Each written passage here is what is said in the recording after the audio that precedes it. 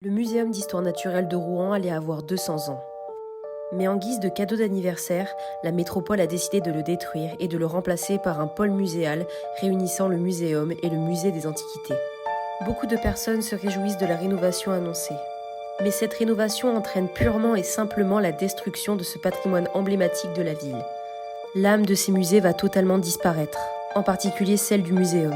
Toute la muséographie du 19e siècle qui plongeait le visiteur dans l'univers de Jules Verne ou d'Harry Potter va être remplacée par ce qui pourrait être un centre culturel high-tech, mais en aucun cas un muséum d'histoire naturelle, ni même un musée des antiquités.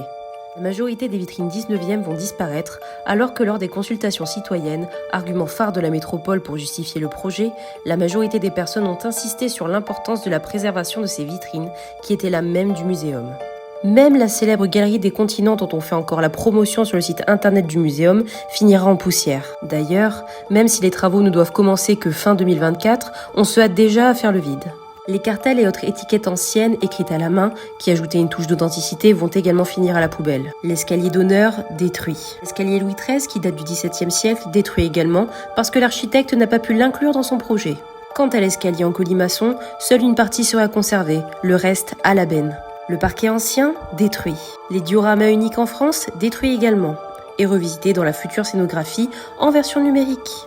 La porte d'entrée Renaissance, elle va disparaître pour laisser place à une magnifique porte en verre digne de n'importe quelle galerie marchande. Et les bâtiments des facultés qui devaient initialement faire partie du projet vont être laissés à l'abandon.